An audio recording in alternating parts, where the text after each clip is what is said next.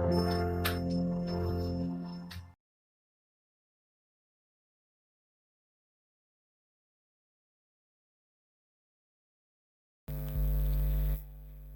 Friends, welcome back to my YouTube channel study art hub and I hope so friends आप सभी बहुत अच्छे होंगे। आई विश आपकी स्टडी भी बहुत अच्छी चल रही होगी। आज मैं डिस्कस करने वाली हूँ इंडस वैली सिविलाइजेशन से related most important question. Question first है स्क्रीन पर, निम्नलिखित में से सिंधु सभ्यता की कला का समय क्या था?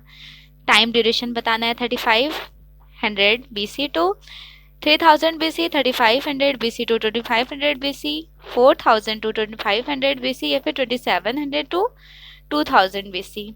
Which one is the right answer? So here the right answer is B, 3500 to 2500 BC. ठीक है। और अगर वैसे इंडस वैली सिविलाइजेशन का एक और टाइम ड्यूरेशन भी है, वो भी आपको याद रखना है, 2700 BC टू 1700 BC। ठीक है। और एक टाइम 2500 BC टू 1500 BC। ये तीनों टाइम आपको याद रखना है। नियर अबाउट, ये नियर अबाउट था, ठीक है, और ये वाला एग्जैक्ट टाइम है। इवन अगर किसी फिलोसफर्स के अकॉर्डिंग टाइम ड्यूरेशन पूछा जाए, लाइक रेडियो कार्बन के अकॉर्डिंग, तो रेडियो कार्बन के अकॉर्डिंग 2350 BC टू 1750 BC है रेडियो कार्बन के अकॉर्डिंग। उसके बाद सेकंड आ जाएगा मार्सिन विशलर के अकॉर्डिंग, 2500 BC टू 1500 BC। ये वाला जो टाइम ड्यूरेशन था ये मार्टिन विशलर के अकॉर्डिंग टाइम था। उसके बाद सर जॉन मार्शल के टाइम रहा था 3250 BC टू 2750 BC।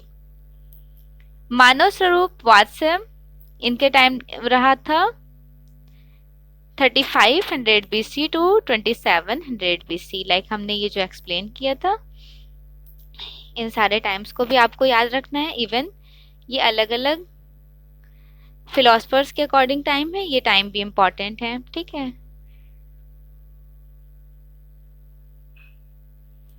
सिंधु घाटी सभ्यता की खोज सर जॉन मार्शल एवं डॉक्टर अर्नेस्ट मैक के द्वारा किया गया था। कब किया गया था?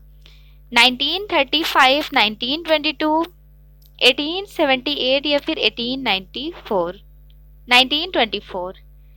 So here the right answer is D, 1924.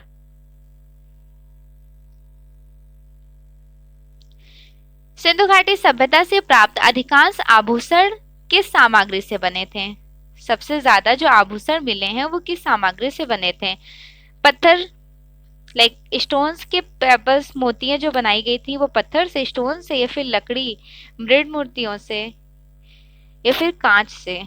मतलब ये मटेरियल बताया जा रहा है कि स्टोन से बनाए गए थे, कि वुड से, या फिर टेराकोटा मृद मूर्ति से, या फिर ग्लास से। तो सिंधु घाटी सभ्यता basically proto historic time duration रहा था पाषाण की मूर्ति से, ठीक है। पत्थरों की मूर्तियां, पत्थरों के मोती बने थे, जो आभूषण बनाए जाते थे वो पत्थरों से बनाए जाते थे। सर अलेक्जेंडर कनिंघम की देखरेख में निम्न में से किस स्तूप की खुदाई की गई?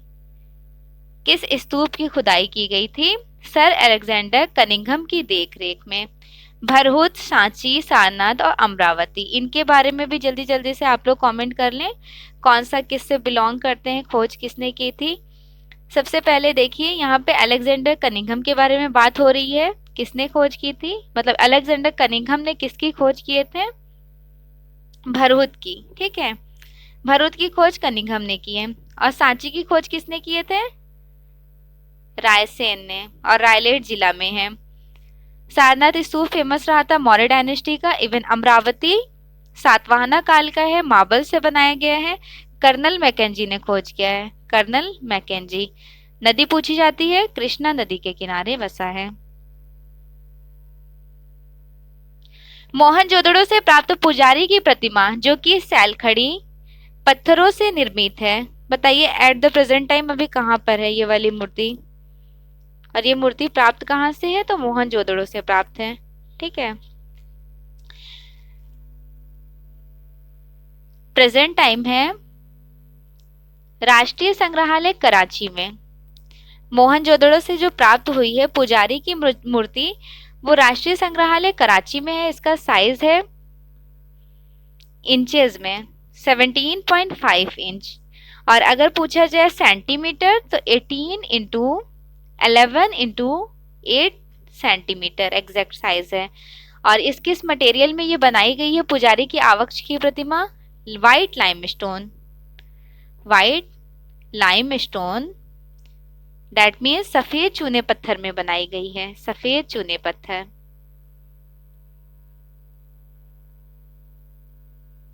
ठीक है, बहुत इंपॉर्टेंट है। टिकरे पर नाव नामक रेखा चित्र का संबंध कहां से था? मोहनजोदड़ो, हड़प्पा, लोथल या फिर बनावली? टिकरे पर नाव, ठीक है, टिकरे पर नाव मोहनजोदड़ो से प्राप्त है। मोहनजोदड़ो से और क्या क्या प्राप्त है? पुरोहित आवास, महाविद्यालय, मिट्टी के बर्तन, घोड़े की दात, गले हुए नाव का ढेर। अगर गले हुए नाव का ढेर पूछा जाए यहीं से मिला। सिलबट्टा, मिट्टी का तराजू, सूती कपड़ा, शतरंजों की गोलियां, हाथी का कपाल खंड यहीं से प्राप्त हुआ है। इवन यहाँ की एक मुद्रा या मुहर पर आधा भाग मानव और आधा बाघ का इस तरह से अंकित मिला है मोहनजोदड़ो से। यहाँ के अधिकांश निर्माण जो मिले हैं वो भट्टी की पकी ईंटों से किए गए थे। पकाई गई ईंटों की सभ्यता इसीलिए कही जाती है।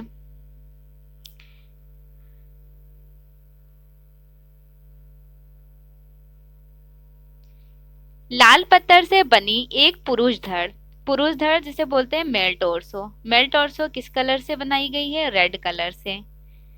यह मूर्ति की 3.25 इंच ऊंची, इसका जो साइज है वो 3.25 इंच ऊंची है। कहां से प्राप्त है? हड़प्पा, मोहनजोदड़ो, चन्हूदड़ो या फिर लोथल? बताइए। हड़प्पा से प्राप्त है, is the right answer.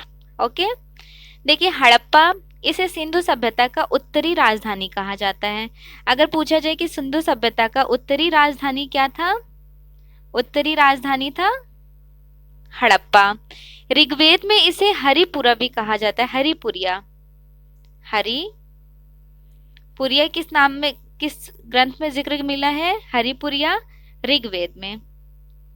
Rigveda में हड़प्पा को हरिपुरिया के नाम से जाना जाता है। सिंधु सभ्यता नगर में सबसे पहले खोजा गया नगर हड़प्पा है। हड़प्पा टीले की खोज 1878 ईस्वी में कनिंघम ने की। उसके बाद 1921 ईस्वी में यहाँ पर दयाराम साहनी ने खोज की है। 1922 ईस्वी में मार्टिन विस्लर ने हड़प्पा की खोज की है। हड़प्पा का जो विभाजन हुआ है वो 2 स्तर में हुआ है। अगर स्तर पूछा जाए कितने स्तर में हुआ है? 2 स्तर में। पूर्वी व नगर टीला है पहला स्तर, दूसरा है पश्चिमी व दुर्ग टीला।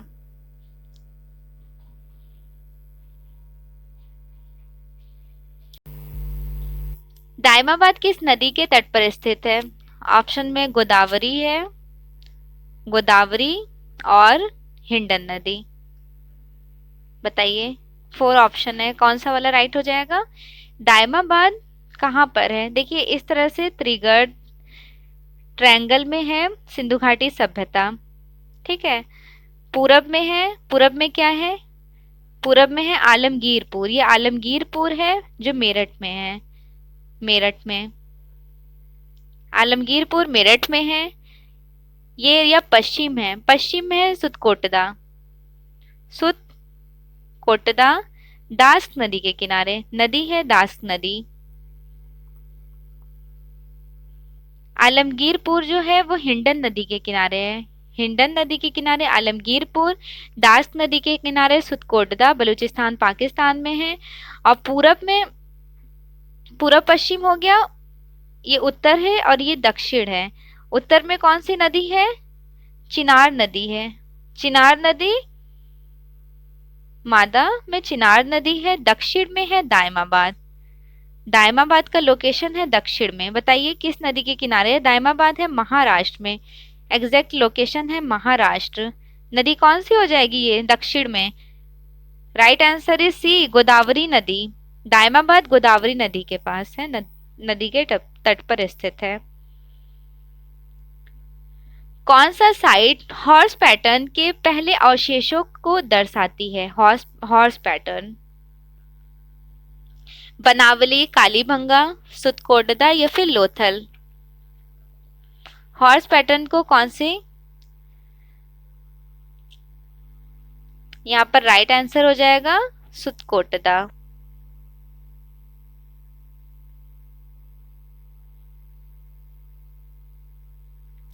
हड़प्पा शील का उपयोग मुख्य रूप से किस लिए किया गया था, किस लिए किया जाता था? जो हड़प्पा में सील्स मिले थे वो मुख्य रूप से किस लिए इसका यूज किया जाता था? ऑप्शन में है अधिकार को इंगित करने के लिए, व्यापार के लिए, संपत्ति का स्वामित्व या फिर रॉयल्टी के इंगित करने के लिए, रॉयल्टी को इंगित करने के लिए। कौन सा वाला राइट आंसर हो जाएगा? So here the right answer is C, दंपत्ति के स्वामित्व के लिए। बेसिकली जो सील्स होते थे वो दंपत्ति के स्वामित्व के लिए होते थे, मोहरें। इंग्लिश में शील बोलते हैं मोहर को। और जो मोहर मिला है यहाँ पे, बहुत फेमस मोहर था पशुपति का, बहुत फेमस है। पशुपति का साइज भी आप नोट डाउन कर लीजिए। इसका साइज है 3.4 इंटू 3.4 इंटू 1.5 सेंटीमीटर। सेंटीमीटर में ये साइज है पशुपति की मोहर। अगर पूछा जाए कि वृषभ, वृषभ मोहर का साइज क्या है? उसका साइज है 2.5 इंटू 2.5 इंटू 1.4 सेंटीमीटर। और यहाँ से कुछ 3 और मोहरें मिली हैं। जो मोस्ट इंपॉर्टेंट मोहर है उसका भी मैं साइज मेंशन कर देती हूँ, आप चाहें तो नोट डाउन कर सकते हैं। पशुओं के सिर सहित पीपल वृक्ष मुद्रा, पशुओं के सिर सहित पीपल वृक्ष मुद्रा, इसका साइज है 3.3 इंटू 3.3 इंटू 1.4 सेंटीमीटर। ठीक है। 2 बाघों के मध्य एक मनुष्य मुद्रा, 2 बाघों के मध्य एक मनुष्य मुद्रा, बहुत इंपॉर्टेंट रहा है इसका। और नेक्स्ट है एक श्रृंग मुद्रा। एक श्रृंग मुद्रा बिल्कुल मत भूलिएगा, बहुत इंपॉर्टेंट मोहर है एक श्रृंग मुद्रा। एक श्रृंग मोहर, मोहर या मुद्रा, इसका एग्जैक्ट साइज है 8.7 इंटू 5.7 इंटू 2.5 सेंटीमीटर।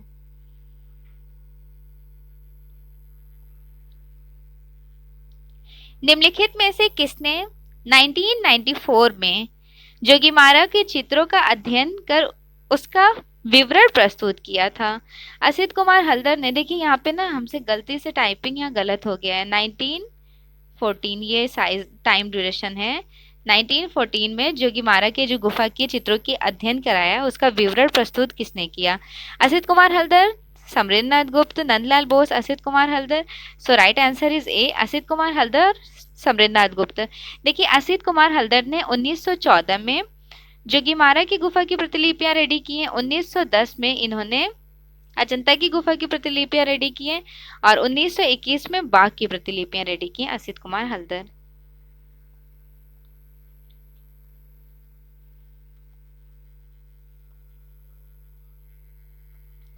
यक्ष शब्द का साहित्यिक अर्थ क्या होता है? यक्ष शब्द का साहित्यिक अर्थ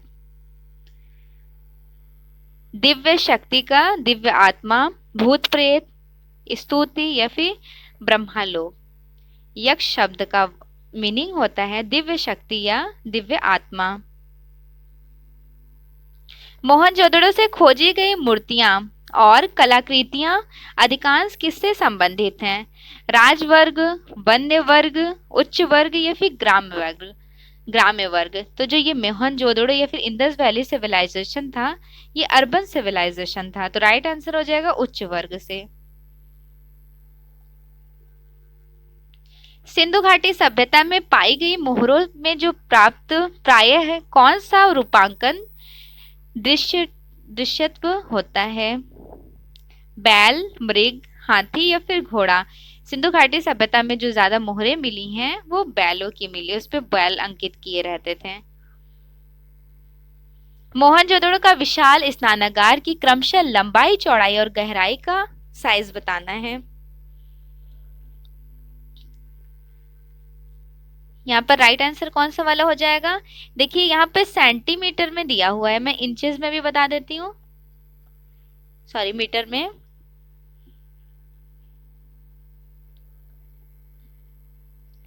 ट्वेंटी 8 ये साइज रहा है, ये भी आपको याद रखना है। और यहाँ राइट आंसर ए हो जाएगा। 1170 इंटू 690 इंटू 250 240 लंबाई चौड़ाई और गहराई था। पुरातत्विक स्थल धौलावीरा का संबंध कहाँ से है? धौलावीरा का संबंध गुजरात, उड़ीसा, मध्य प्रदेश या फिर राजस्थान? बताइए धौलावीरा का संबंध कहाँ से है?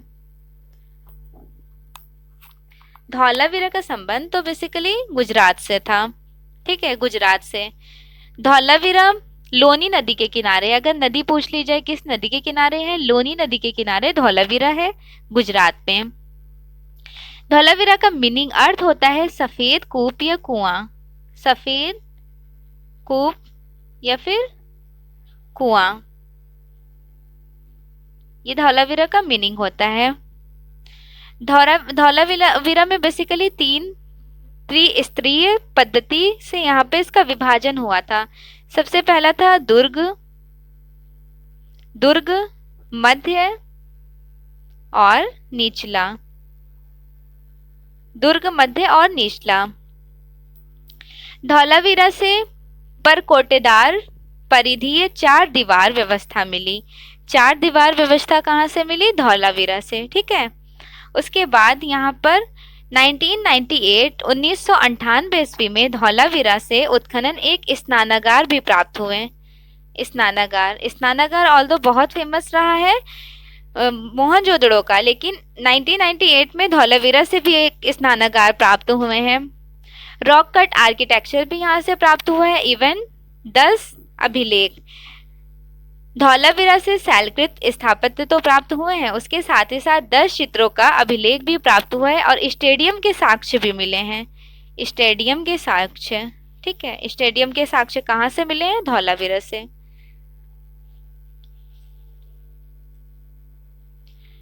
शब्द मुर्दों का टीला का संबंध किससे है? मुर्दों का टीला, ये संबंध हड़प्पा से है, मिस्र से, मोहनजोदड़ो से या फिर लोथल से? सो यहाँ पे राइट आंसर हो जाएगा मोहनजोदड़ो से। कुछ लोग मिस्र समझ रहे होंगे, तो देखिए मिस्र जो होता है वो डेड ऑफ, यहाँ पर मुर्दों का टीला नहीं, मुर्दों का नगर वो दूसरा हो जाता है, ठीक है। बुक ऑफ डेड के लिए फेमस रहा है मिस्र। यहाँ पे राइट आंसर हो जाएगा सी, मोहनजोदड़ो। मोहनजोदड़ो की खोज 1922 ईस्वी में राखलदास बनर्जी ने की है। राखलदास बनर्जी। मोहनजोदड़ो कहाँ पर है? लोकेशन आपको याद रखना है। मोहनजोदड़ो एक्चुअल जो इसका लोकेशन है वो सिंधु नदी के किनारे, लरकाना जिला, पाकिस्तान।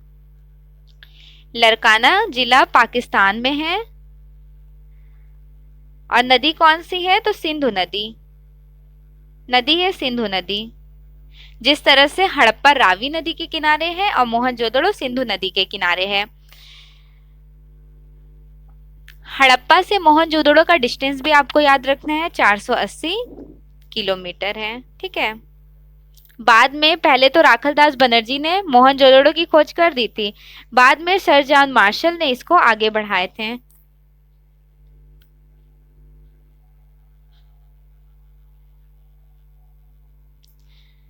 हरियाणा के हिसार जिला में स्थित बनावली नामक स्थान से खोज सन 1973 ईस्वी में किसने की थी? 1973 ईस्वी में बनावली की खोज किसने की थी? बनावली रंगोई नदी के किनारे है, नदी भी याद रखिएगा, रंगोई नदी के किनारे बनावली है। कोई चीज बनाना रंग से, इस तरह से कनेक्ट कर लीजिए कि रंगोई नदी के किनारे क्या है? बनावली है। कहाँ पर? लोकेशन जो रहा है हरियाणा के हिसार जिले में। 1973 ईस्वी में इसकी खोज कौन किए थे? बनावली के आनंद कुमार स्वामी, राखलदास बनर्जी, MS रंधावा या फिर RS बिष्ट। बताइए कौन सा करेक्ट हो जाएगा? यहाँ पर राइट आंसर हो जाएगा डी, RS विष्ट ने खोज की है। बनावली का रंगोई नदी के किनारे है, हरियाणा में, हिसार जिले में। यहाँ से मिट्टी के उत्कीर्ण बर्तन मिले हैं। मिट्टी के उत्कीर्ण बर्तनों के साथ ही साथ शेल खड़ी मुहरें भी मिली हैं, स्टेटाइट सिल्स। और यहाँ से हल की आकृति मिली है। याद रखना है आपको कि हल की आकृति कहाँ से मिली है, तो यहीं से हल की आकृति भी मिली है। तांबे के वैराग्य मिले हैं, मिट्टी के खिलौने मिले हैं, तांबे की कुल्हाड़ी भी यहाँ से मिली है। इवन तांबे की कुल्हाड़ी 2 जगह से मिली है, एक रोपड़ भी आपको याद रखना है, एक बनावली। एग्जाम में आप ऑप्शन के अकॉर्डिंग करेक्ट कीजिएगा। उसके बाद पत्थर मिट्टी के बने मकान के साक्ष्य मिले हैं। नारी आकृति का अभाव, इवन नगर नियोजन शतरंज की जाल के आकार की बनी हुई। यहाँ पर वॉश बेसिन के साक्ष्य भी मिले हैं। वॉश बेसिन के साक्ष्य पूछा जाए कि वॉश बेसिन के साक्ष्य कहाँ से मिले थे, तो बनावली से। सोने व चांदी के मन के, ये लाजवर्थ, कर्नेलियन और मन के छोटे छोटे बटकरे भी प्राप्त हुए थे।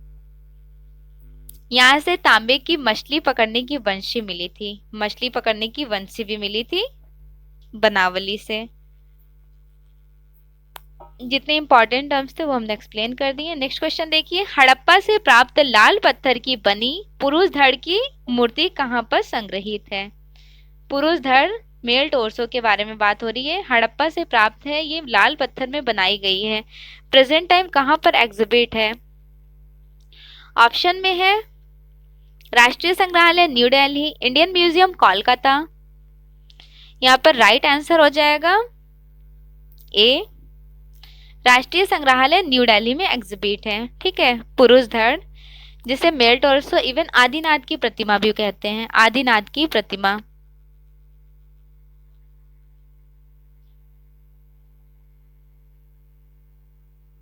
बहुत इंपॉर्टेंट स्कल्प्टर है, ये आपको याद रखना है। मेल टोर्सो पुरुष धड़, इंग्लिश में मेल टोर्सो कहते हैं, हिंदी में पुरुष धड़। अच्छा, इसका साइज क्या रहा था? साइज के बारे में डिस्कशन कर लेते हैं। 9.2 इंटू 5.8 इंटू 3 सेंटीमीटर, ये एग्जैक्ट साइज था सेंटीमीटर में। निम्नलिखित में से कौन सी सभ्यता आलमगीरपुर में दिखाई देती है? आलमगीरपुर में, आलमगीरपुर कहाँ है? तो हमने लोकेशन बताया था ना आपको कि हिंडन नदी के किनारे है। आलमगीरपुर हिंडन नदी के किनारे है। हिंडन नदी के किनारे ये कहाँ पड़ता है? मेरठ में। मेरठ में आलमगीरपुर।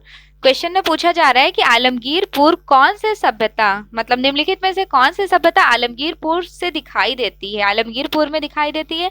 मोहनजोदड़ो, कालीबंगा, चन्हूदड़ो या फिर हड़प्पा? कौन सी सभ्यता दिखाई देती है? हड़प्पा सभ्यता दिखाई देती है। D is the right answer. Okay, Harappa सभ्यता दिखाई देती है। अच्छा, थोड़ा सा मैं एक्सप्लेन कर देती हूँ पर्टिकुलर। देखिए, मोहनजोदड़ो, ये मेसोपोटामिया जो है वो यूफ्रेटिस और टिग्रीस नदी के किनारे है। ये वेस्टर्न आर्ट में मैं आपको एक्सप्लेन करूंगी प्रॉपर इसको डिटेल्ड में। नेक्स्ट है कालीबंगा। कालीबंगा, इसका खोज किए थे बीबी लाल और बीके थापड़। बीके थापड़ किस नदी के किनारे है? कालीबंगा किस नदी के किनारे है? घग्गर नदी के किनारे। नदी भी याद रखना है, घग्गर नदी के किनारे है। खोज कब हुई थी कालीबंगा की? 1961 में खोज हुई थी। हनुमानगढ़ जिला राजस्थान में है। बनावली राजस्थान में है, सॉरी बनावली कह रही हूँ, कालीबंगा राजस्थान में है। चन्हूदड़ो की खोज किसने की? एनजी मजूमदार ने। एनजी मजूमदार ने 1934 का टाइम ड्यूरेशन, 1931-34 का टाइम ड्यूरेशन था। ठीक है, एनजी मजूमदार ने खोज की है। सिंधु नदी के किनारे है। नदी पूछी जाए, सिंधु नदी। देखिए, सिंधु नदी के किनारे बस 3 है, 3 को आपको याद रखना है। एक कोटदोजी, दूसरा है चन्हूदड़ो और तीसरा है मोहनजोदड़ो। ये तीनों सिंधु नदी के किनारे हैं। ठीक, और चन्हूदड़ो कहाँ पर है? सिंधु प्रांत पाकिस्तान में है। हड़प्पा जैसा कि आपको पता है रावी नदी के किनारे है। इसकी खोज 1878 में किसने किया? कनिंघम ने। उसके बाद 1921 में दयाराम साहनी, फिर एक्सप्लोर होता गया। ठीक है, चलिए नेक्स्ट क्वेश्चन देख लेते हैं। प्राचीन स्थल मोहनजोदड़ो का संबंध वर्तमान में किस देश से था? प्राचीन स्थल मोहनजोदड़ो का संबंध वर्तमान में प्रेजेंट टाइम किस देश से था? भारत, मिस्र, पाकिस्तान या फिर चीन? मोहनजोदड़ो, ऑफ कोर्स मोहनजोदड़ो जो पार्ट था वो पाकिस्तान का था। लरकाना जिला पाकिस्तान, लरकाना जिला पाकिस्तान, ठीक है। 1922 ईस्वी में राखलदास बनर्जी खोज किए थे। नदी कौन सी है? तो याद रखना है कि सिंधु नदी है। नदी कौन सी है? तो सिंधु नदी, ठीक है। चलिए नेक्स्ट क्वेश्चन देखिए। हड़प्पा में मिट्टी के बर्तनों पर किस रंग से चित्रकारी की गई थी? चलिए मुझे स्पेस यहाँ मिल गया, मैं ड्रॉ करके आपको एक्सप्लेन कर देती हूँ। हमने ये कोई पॉटरी बनाया, ठीक है, ये कोई बर्तन है।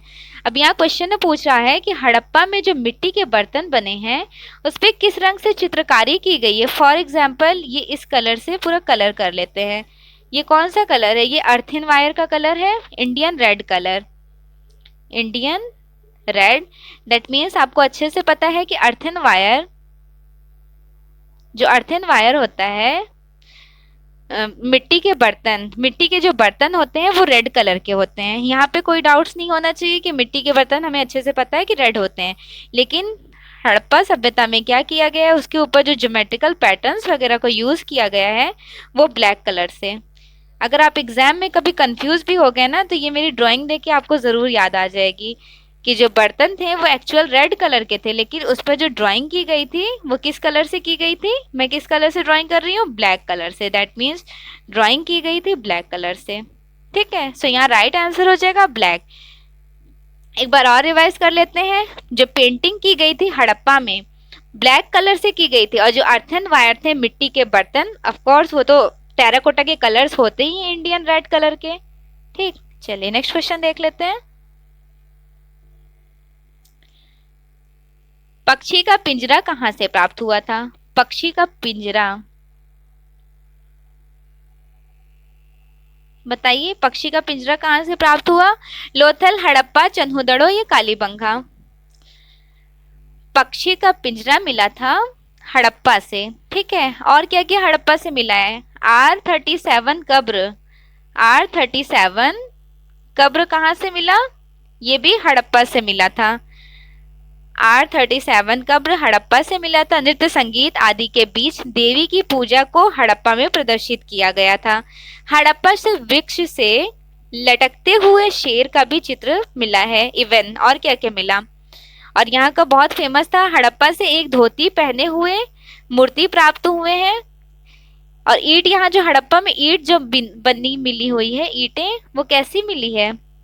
हड़प्पा में वृत्ताकार चबूतरे थे, और जो ईंट जो थी वो भी वृत्ताकार थी। वृत्ताकार ईंट के चबूतरे बनाए गए थे, इसके लिए बहुत फेमस है। पूछा जाता है कि वृत्ताकार ईंट जो मिली है कहाँ से मिली है? हड़प्पा से।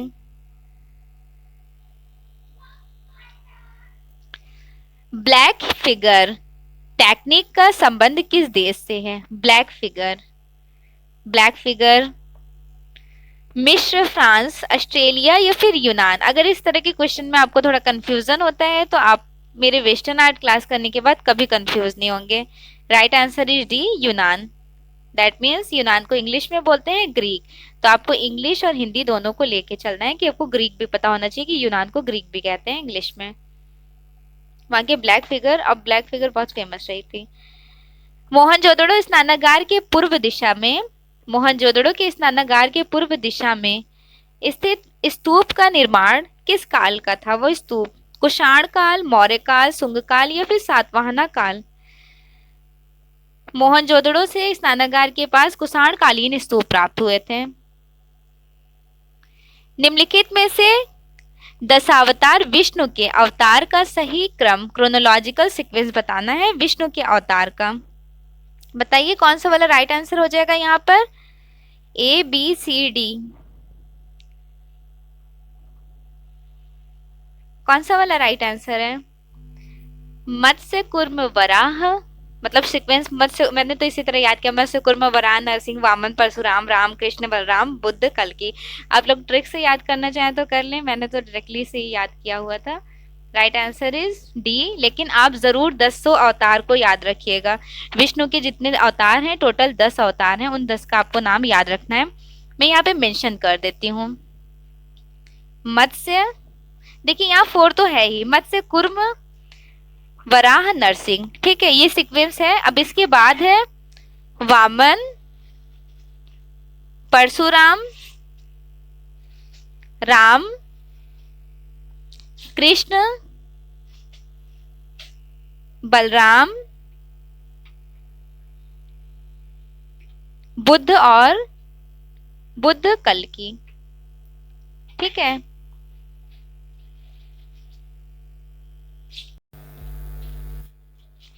विभाजित बालों के बीच महिलाओं द्वारा लाल रंग का सिंदूर लगाने की परंपरा, इन परंपराओं में किसका योगदान था? मेसोपोटामिया, हड़प्पा, मोहनजोदड़ो या फिर सिंधु घाटी सभ्यता?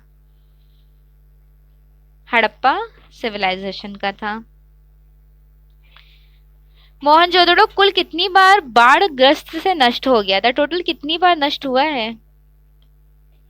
5 से अधिक बार, 6 से अधिक बार, 7 से अधिक बार, 8 से अधिक बार? बताइए।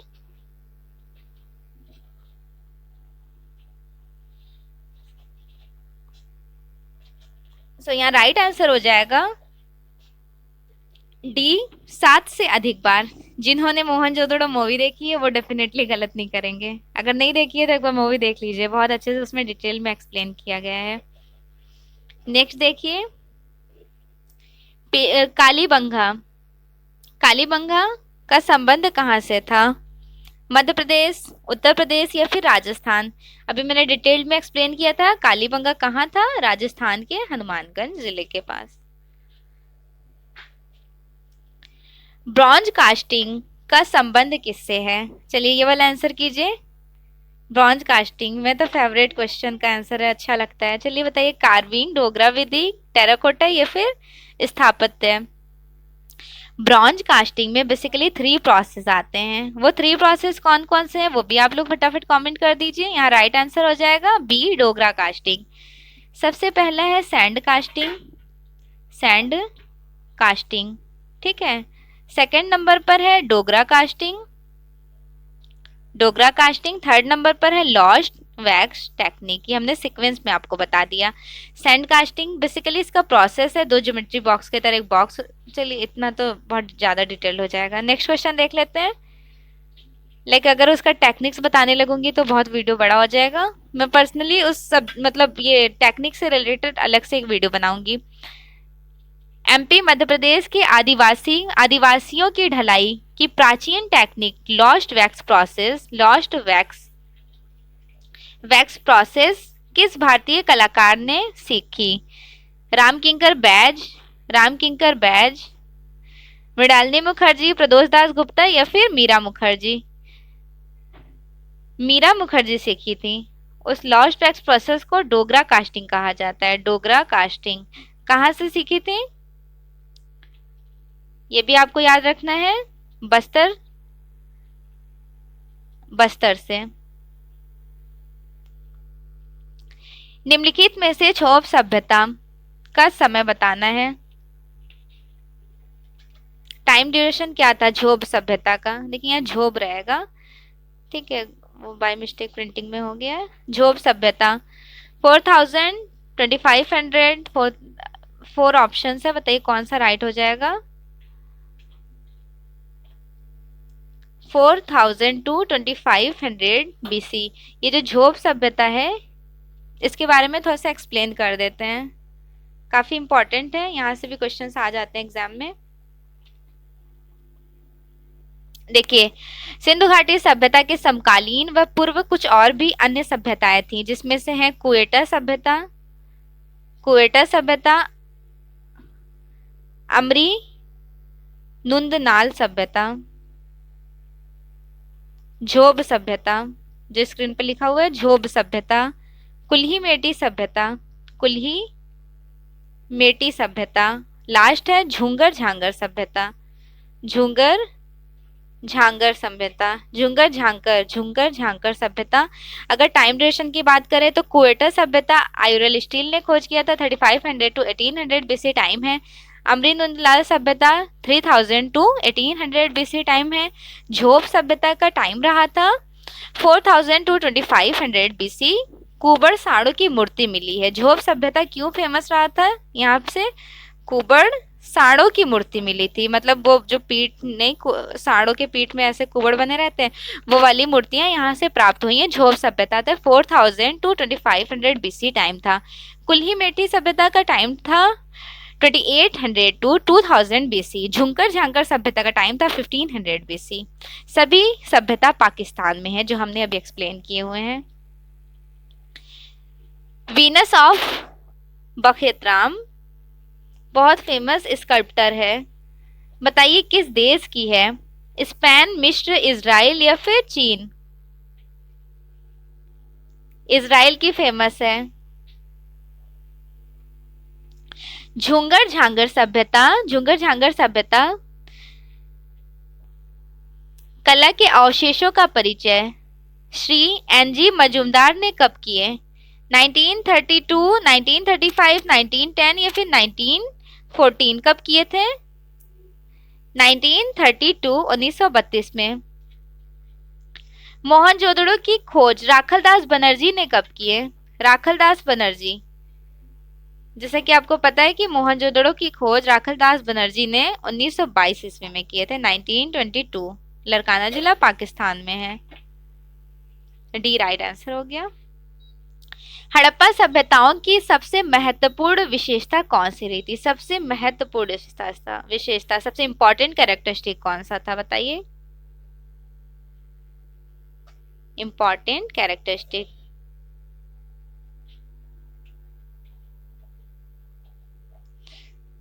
महान स्नान, नगर नियोजन, ब्रॉन्ज मूर्तियां या फिर टेराकोटा खिलौने? हड़प्पा सभ्यता का पूछा जा रहा है। नगर नियोजन सभ्यता, ठीक है, नगर नियोजन सभ्यता। सिंधु घाटी सभ्यता के 9 स्तर प्राप्त हुए हैं। पूछा जाए कितने स्तर प्राप्त हुए हैं? टोटल 9 स्तर प्राप्त हुए हैं। मुख्य रूप से वास्तुकला के लिए हड़प्पा नगर सबसे पहले खोजा गया है, इसलिए हड़प्पा सभ्यता इसे कहा जाता है। कांस्य ब्रॉन्ज के साक्ष्य यहाँ से सबसे पहले प्रोसेस ब्रॉन्ज मिले थे, ब्रॉन्ज में डांसिंग गर्ल, इसलिए इसे कांस्ययुगीन सभ्यता भी कही जाती है। भवनों में पकाई गई मिट्टी का, मतलब ईंटों का जो प्रयोग किया गया था, इसलिए पकाई गई ईंटों की सभ्यता कही जाती है। नगर नियोजन, नगर नियोजन प्रमुख होने के कारण इसे नगरीय सभ्यता भी कहा जाता है। सॉरी, हमने ए आंसर लगा दिया, बी होगा, सॉरी बी। नगरीय सभ्यता भी कही जाती है, ठीक है। इसका अन्य नाम सिंधु सभ्यता को हम प्रातः प्रागैतिहासिक काल भी कहते हैं और औद्यो ऐतिहासिक काल भी कहते हैं। इवन इंग्लिश में प्रोटो हिस्टोरिक कहते हैं, क्योंकि यहाँ पे रिटन स्क्रिप्ट मिले हैं लेकिन उसे पढ़ा नहीं गया। इस तरह से, लाइक जिस तरह उर्दू लिखी जाती है, यहाँ से ऐसे, फिर ऐसे, फिर ऐसे, फिर ऐसे, यहाँ से उन्होंने लिखना शुरू किया, फिर यहाँ से लिखना शुरू किया, फिर यहाँ से, फिर यहाँ, मतलब दाएं से बाएं, बाएं से दाएं, ठीक है। पेट्रोग्राफिक लिपि भी कही जाती है इसे। नगर नियोजन राइट हो जाएगा, वो हमने ध्यान सॉरी नहीं दिया, गलती में ए टच कर दी थी। नेक्स्ट क्वेश्चन है, किस शहर में सूती कपड़े के साक्ष्य मिले थे? रोपड़, लोथल, हड़प्पा या फिर रंगपुर? सूती कपड़े के साक्ष्य प्राप्त हुए थे हड़प्पा से।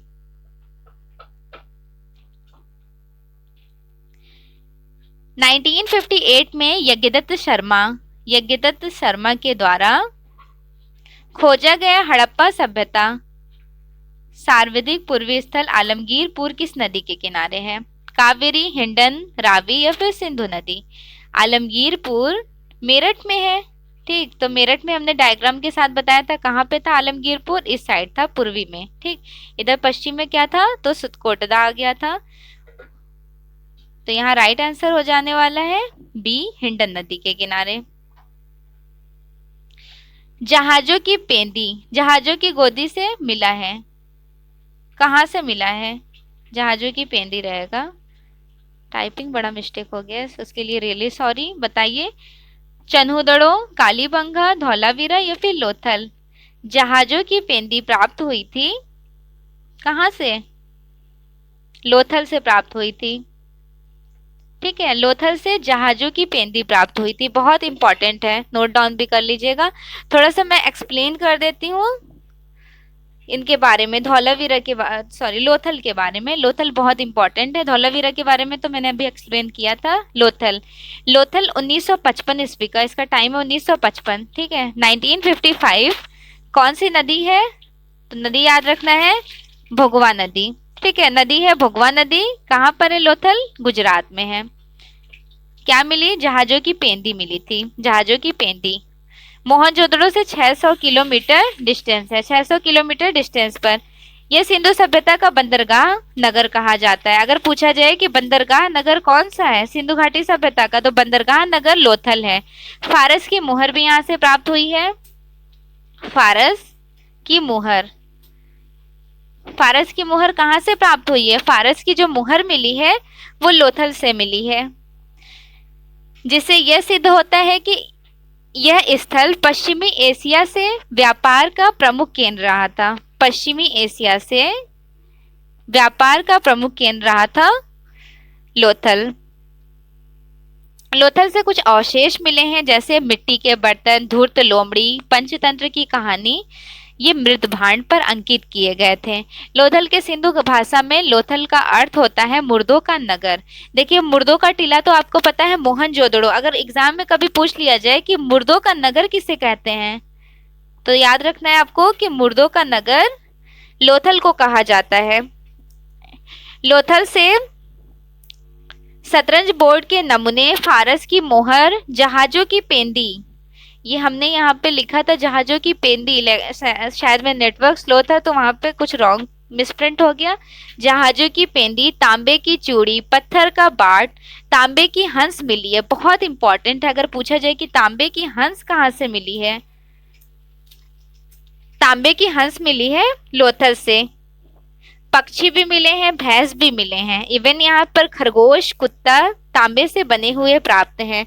यहाँ से नाव के आकार के 2 मुहर मिले हैं। नाव के शेप में 2 मुहर मिले हुए हैं। लाइक कुछ नाव का शेप ये वाला होता है ना, ये वाला, उसके शेप में 2 मुहर प्राप्त हुए हैं। उसके साथ ही साथ यहाँ पर 17 कब्र भी प्राप्त हुए हैं। 17 कब्र, जिसमें 3 युगल समाधि, 3 कब्र 2-2 को दफनाया गया साथ में। इस सभ्यता के मकानों के दरवाजे मुख्य द्वार से खुलते हैं। अभी तक जितने भी मकान थे, एक सेकंड रुक जाइए, अभी तक जितने भी मकान थे सबके दरवाजे पीछे से खुलते थे, लेकिन यहाँ पे जो दरवाजे जैसे हम लोग के घर में मुख्य द्वार से खुलते हैं, वैसे ही लोथल में भी मुख्य द्वार से खुले हैं, ठीक है। कालीबंगा राजस्थान के गंगानगर जिले में किस नदी के तट पर स्थित है? घग्गर नदी के बाएं तट पर, सिंधु नदी के दाएं तट पर, नर्मदा नदी के दाएं तट पर, या फिर घग्गर नदी के बाएं तट? बाएं तट या दाएं तट, बताइए कौन सा राइट हो जाएगा, ए या फिर डी? 2 को तो कट ही कर दीजिए, डायरेक्टली से हमने पहले से हटा दिया। अब पहला और चौथे में बताइए कौन सा राइट हो जाएगा। कालीबंगा राजस्थान के गंगानगर जिले में घग्गर नदी के बाएं तट पर स्थित है। सिंधु घाटी सभ्यता के प्रमुख स्रोत क्या हैं? सिंधु घाटी सभ्यता के प्रमुख स्रोत पुरातात्विक उत्खनन, टेराकोटा खिलौने, मिट्टी के मूर्तियां या फिर अभिलेख। सिंधु घाटी सभ्यता के प्रमुख स्रोत हैं पुरातात्विक उत्खनन। पुरातात्विक उत्खनन कैसे यहाँ राइट हुआ? जो पूरे पुरातात्विक अवशेष प्राप्त हुए हैं वही तो प्रमुख थे। अग्निकुंड के अवशेष कहाँ से प्राप्त हुए हैं? अग्निकुंड के हड़प्पा, बासांझार या फिर कालीबंगा, लोथल, बताइए कौन सा वाला राइट हो जाएगा। अग्निकुंड का पूछा जा रहा है। अग्निकुंड के अवशेष मिले थे लोथल से। दजला फरात नदी के दोआब में पनपी सभ्यता कौन सी थी? दजला फरात के दोआब में, जिसे यूफ्रेटीज और टिग्रीस नाम से जाना जाता है, यूफ्रेटीज और टिग्रीस नाम से। Right answer is A, Mesopotamia की सभ्यता। मेसोपोटामिया में एक क्यूनिफॉर्म सील्स मिले हैं, मोहर। याद रखना है आपको कि मेसोपोटामिया से क्यूनिफॉर्म सील्स मिले हैं। मिस्र से, इजिप्ट से कौन से मिले हैं? हेरोग्लिफिक। इवन हमारे यहाँ पर इंडस वैली सिविलाइजेशन से कौन से मिले हैं? Pictography, pictography.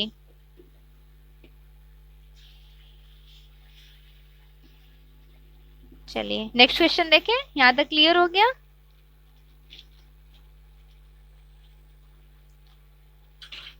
धौलावीरा की खोज आर.एस. विष्ट ने कब की थी? टाइम ड्यूरेशन बताना है धौलावीरा की खोज का। गुजरात में है, आर.एस. विष्ट ने खोज किए थे। यहाँ से रॉक कट आर्किटेक्चर मिले हैं, 10 अभिलेख वगैरह मिले हुए हैं, 10 चित्रात्मक अभिलेख। इवन और क्या फेमस रहा था यहाँ का? त्रिस्तरीय पद्धति प्राप्त हुई है। बताइए राइट आंसर कौन सा हो जाएगा? Right answer is A, 1992 1991। Harappa संस्कृति संदर्भ में rock cut architecture, rock cut architecture किस जगह से प्राप्त हुए थे? Kalibangan, Lothal, Dholavira. Rock cut architecture बहुत फेमस रहा था धौलावीरा का। चन्हुदड़ों की खोज 1931 में किसने की? चन्हुदड़ों की खोज किए थे एन.जी. मजूमदार ने। राइट आंसर ए हो जाएगा, एन.जी. मजूमदार ने किए हैं। सौंदर्य प्रसाधनों में प्रयुक्त लिपस्टिक के अवशेष तथा कुत्ते द्वारा बिल्ली का पीछा करते हुए चिन्ह कहाँ से प्राप्त हुए? देखिए सौंदर्य के बारे में जब बात हो जाए तो आप डायरेक्टली से आ जाइएगा चन्हुदड़ों। चन्हुदड़ों के बारे में थोड़ा सा एक्सप्लेन कर देती हूँ, यहाँ पे इम्पोर्टेंट क्या क्या रहा था। ठीक है, देखिए चन्हुदड़ों से एक बहुत इम्पोर्टेंट है, 2 नग्न नारी हाथ में ध्वज लिए हुए पकड़ी हुई हैं तथा ध्वजों के बीच में पत्तियां निकल रही हैं। और यहाँ का 2 मछलियों का अंकन किया गया है। एक मिट्टी की मुद्रा पर 3 घड़ियालों तथा 2 मछलियों का अंकन है मिट्टी के मुद्रे पर। मिट्टी के मोर की आकृति यहीं से प्राप्त हुई है। पूछा जाए कि मिट्टी के मोर की आकृति कहाँ से मिली है? मोर की आकृति चन्हुदड़ों से प्राप्त हुई है। चन्हुदड़ों पाकिस्तान में है, सिंधु नदी के किनारे। सिंधु नदी के किनारे चन्हुदड़ों से सबसे इम्पोर्टेंट था, ये तो था ही, मतलब लिपस्टिक के साथ कुत्ते द्वारा बिल्ली का पीछा करते हुए ये 2 अवशेष मिले। इसके साथ ही साथ अगर सौंदर्य से रिलेटेड बात हो तो आप चन्हुदड़ों ही करेक्ट कीजिएगा, ज्यादा सौंदर्य अवशेष यहीं से मिले थे। यहाँ के एक ईंटे पर एक ईंट बना हुआ है, उस ईंट पर ये वाला जो स्टोरी है कुत्ते द्वारा बिल्ली का पीछा करते हुए इस ईंट पर अंकित किया गया है। एक ईंट पर चिन्ह प्राप्त हुए हैं। यहाँ से वर्गाकार, गोलाकार एवं अलंकृत ईंटें भी मिले हैं। सौंदर्य साधन भी प्राप्त हुए हैं, तांबे के बटन मिले हैं। बटन के बारे में बात हो जाएगी, तांबे के बटन कहाँ से मिले हैं? चन्हुदड़ों से। यहाँ से संध्याकालीन संस्कृति के अतिरिक्त प्राक सभ्यता संस्कृति व झूंगर छांगर सभ्यता के अवशेष भी मिले हैं। यहाँ से किलेबंदी के साक्ष्य मिले हैं। किलेबंदी के साक्ष्य कहाँ से मिले हैं? चन्हुदड़ों से। किलेबंदी के साक्ष्य भी मिले थे। यहाँ से जला हुआ कपाल, 4 पहिए वाली गाड़ी भी प्राप्त हुई है। जितने भी टर्म्स हमने इंपॉर्टेंट बताए हैं सब आप नोट डाउन भी कर लीजिएगा। यूनिकॉर्न शब्द का संबंध निम्नलिखित में से किससे है?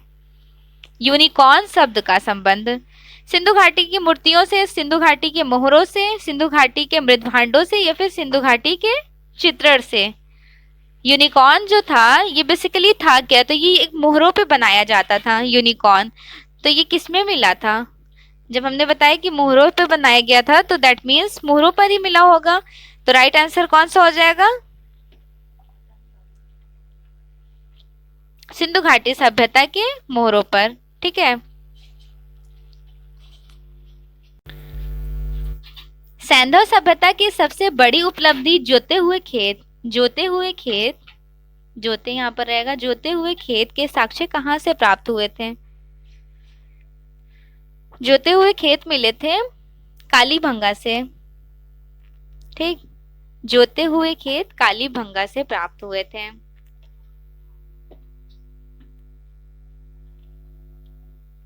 सो फाइनली कंप्लीट हो गए हैं।